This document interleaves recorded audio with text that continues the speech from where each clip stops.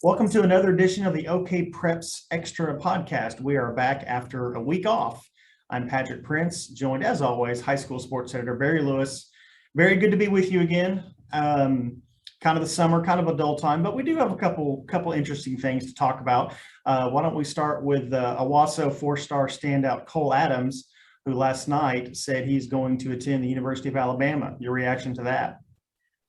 Well, the first song I heard yesterday morning was, ironically, Sweet Home Alabama, the 74 hit by Leonard Skinner. That was before Cole had tweeted out that he was going to make his announcement yesterday, because we all had thought that he was going to announce in late July. So we thought that announcement would be a month away. And so as my colleague Bill, I told my colleague Bill Haston about it, and he said, "Oh, must be an omen because he's got to go to Alabama."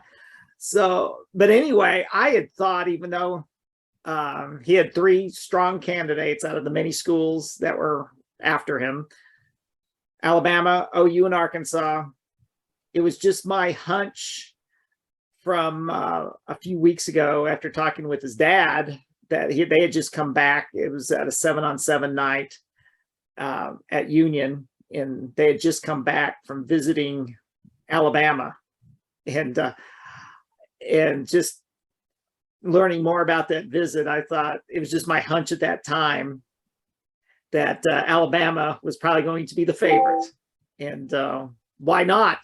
Alabama had been on him for a long time, and a lot of times that makes a difference, especially if you're talking about schools of somewhat equal standing, which all three of those are, although Alabama, I think everyone would agree, although OU is local, in Arkansas, pretty local, Alabama is the power of college football over the last decade or so. Sure. And I think that was important. There was that connection where Alabama's receivers coach had been on Owasso head coach Bill Blankenship's staff at TU. I think that was important in relationships. And I just think when you throw all that together, Cole Adams wants to play in the NFL, and Alabama is known for getting players to go to the NFL. There's not really any better school to get to the NFL than from Alabama.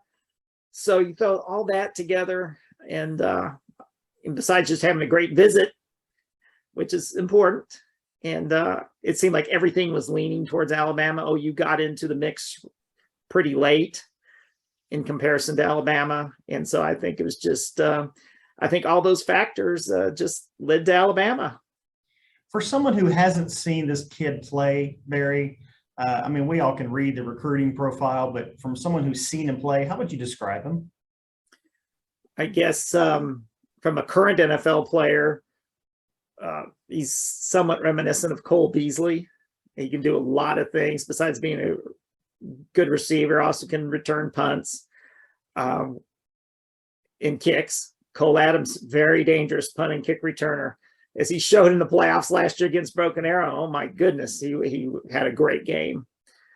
And Cole Adams just has this it factor that makes him special. I've seen it from the first time I saw him play as a freshman. Sometimes you just get a feeling about a player. And right from the time he was a freshman, that on Owasso's 2019 state championship team, that he just never seemed awed by the moment. He made things happen. And he was a big playmaker from the get-go. I mean, because sometimes you see players who are highly touted because they look good in off-season camps and combines, whatever, but you never see them make plays. Yeah.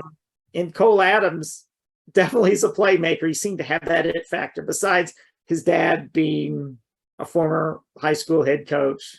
Cole, and I think a lot of times those players definitely have it's a big advantage for them, because Cole obviously is a player with a very high football IQ, very savvy player, playmaker. No moment is too big for him. He's just got everything that you want in a player. And so I think Alabama and Cole Adams, well, Cole Adams would probably be a really good fit anywhere, but think he's going to be another successful player to go from this area to Alabama. So anybody else locally that's kind of on that level that you'll be looking at this summer to see if they may commit? Well, Micah Tees from Booker T, Washington, another wide receiver, is he's probably the highest ranking player from this area, from this year's senior class, who was uncommitted. And he is also a very special player. A lot of things that's said about Cole Adams, you can say about Micah Tees. He's a playmaker. Yeah. And yeah, he's played both sides of the ball and made plays on both sides of the ball, because Booker T doesn't have the depth that's, being 6A2 school. They don't have the depth that 6A1 schools, a lot of 6A1 schools have. And so they need him on both sides of the ball. He makes plays on both sides of the ball. And he's visited Notre Dame, and he's got Texas A&M, Michigan State, Southern Cal on his visit list, among others. So it'll be interesting to see where he winds up. He's going to be a player that we're going to, Bryce McInnes spoke with him recently, and he's going to have a feature on Micah soon, early on in our All World preseason series that's about to start on Sunday. And you and I will talk a little more about All World in a second. Yeah, Haston is a big fan of Micah Tees. He and I were talking, Bill and I, on the sidelines last year at the Booker T Bixby game, and I was telling him who I was there to watch, and he said Micah Tees, be sure and watch him. So, and not that Micah was under the radar at that time, he was obviously still big then, but yeah, I know Bill's a fan of his, so we'll be looking out to see where he goes. Well, let's switch gears a little bit and talk a little amateur draft in baseball. Draft is coming up July 17th, and sticking with Owasso again, Brennan Phillips is going to be a high draft pick. Two-part question, Barry. How high is he going to go, and what do you think of his pro prospects? He's a lefty with great composure, great stuff, throws strikes. He's got everything you'd want in someone who's going to go far in pro baseball. So it'll be interesting to see where he winds up. I think he's definitely someone who's going to go in the top 5 rounds of the draft. What a great season he had, great career he had at Owasso. And this year was fun to see him also blossom as a center fielder and outfield. His hitting had a big impact in Owasso State Championship. So he was a great player, a great performer, both as a pitcher and as a hitter, outfielder. So, but he's going to be drafted as a pitcher. Make no mistake about that. So I'm excited to see what the future holds for Brennan. Had a chance to talk with him recently, and he's anxious. He's looking forward to seeing where he winds up in the draft and seeing where his baseball future is in the near term, whether it's going to be at Oklahoma State where he signed, or whether it's going to be in professional baseball right away. Mm-hmm. Obviously, in all these situations, Brennan is no different. It's going to depend. A lot of it's going to depend on where he's drafted, what type of money is being offered. So it's going to be very interesting, and Oklahoma State baseball fans are definitely going to be interested in the draft, because Stillwater High infielder Jackson Holliday is projected by some to be the top pick in the draft. Whether he's the top pick or not, he's going to be very, very high. So, and of course, you've got that drama there. Where does he play? I mean, Holliday in Oklahoma State. I mean, that's been a dream of his, obviously, to play where right now, where his uncle is now the head coach. His dad's on the coaching staff. Or does he go play pro baseball? Obviously, if the money's there, you'd think if he's going to be #1 draft pick. I mean, I don't have any inside info, but it's hard to see someone being the #1 draft pick if the money offered at all is appropriate, turning down all that money, because you're never going to get drafted higher than number one. So it's quite the situation. I mean, in some ways it's a great situation, but in some ways it's probably torn a little bit, because Holiday in Oklahoma State, that that's got to have been ingrained in him from the get-go, or from the time he started playing baseball. But if you're the number one pick, that's pretty hard to pass up. That'd be pretty hard to pass up. Yeah, no doubt about it. But you're right, though. You'd think there'd be a little kind of both directions, but yeah, if you're the number one pick, man, that's going to be tough to turn down. Speaking of baseball, Barry, I got to Kansas City this past weekend and got to see some really good Bobby Witt Jr. highlights. You're making me jealous, Patrick. Barry, this is the first summer that I've gone twice to Kansas City, and we're talking about going again in August, right before football rolls up. Making me more envious. Oh, how about that? Yeah. Yeah, it was fun. I mean, the Royals are kind of struggling this year, to say the least. But it's still fun to go up there. I mean, Kansas City, for those in the Tulsa area who may not have gone before, it's an easy trip. It's the easiest trip by far to go to any of the major league teams. And because they're struggling right now, tickets are fairly easy to get, good tickets at a reasonable price. And it is a smooth ride up there, a great parking situation. So if you just want to go have fun at a major league game, Kansas City, and I felt this way for a long time, whether you're a Royals fan or not, I mean, it's the best place, the most convenient, economical place to go.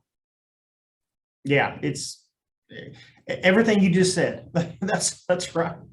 Yeah, we've never had a bad experience there. It's just, it's a great, regardless of who's playing, it's a great stadium just to hang out in. I mean, it's next year will be its 50th year. And yes, I mean, it's still an amazing shape for being 50 years old. I mean, we've seen so many times where, like we saw with the Rangers, where they got rid of their ballpark after like 25 years. But the K is still in beautiful shape after 50 years, sort of reminiscent, because it was built in the same era that maybe Center here in Tulsa was built, switching sports, but maybe Center still looks super great at age 50, whereas you see a lot of other arenas, they're obsolete at 25. So it's just a very curious thing to me. Yeah, I had no idea it was that old, Barry, till you just said that. Just walking around the place, you don't get the feeling it's that old. You really don't. They had a major renovation about 10 or 15 years ago, and that really helped. Just like maybe Center had a renovation recently, and the renovations in both places turned out great. Yeah. All right, let's go back to football for a second. So we got a big thing on Sunday, the kickoff of our all-world preseason football contest, where you will pick the 10 players at 8 positions. Seven, thank you. We cut it to 7 this year. And we will have the public vote, same contest we do every year, but it's always exciting. Going to profile some kids. Sunday, we're going to kick off with running backs / DBs. Why don't you tell us what you got coming on that, Barry? Jenks is Jaden Carroll and Jalen Stanford. So no matter who the quarterback is at Jenks, those 2 players, as well as some others, make Jenks a strong contender to win a 3rd consecutive state title. I think Jenks, as far as the candidates are concerned, Jenks and Bixby with 7 each have the most candidates among the 70 overall candidates. But Jaden and Jalen, they're a great 1-2 combination at running back. They complement each other really well. And I believe, if memory serves me right, I think they both rushed for 100 yards in the state championship game last year.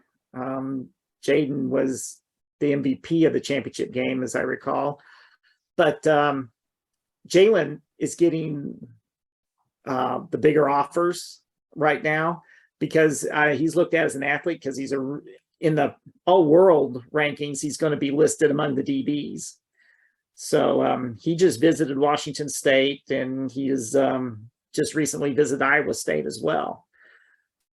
So he could play on either side of the ball. Jaden's played a little in the secondary, but he's really been the primary focus with him has been at running back.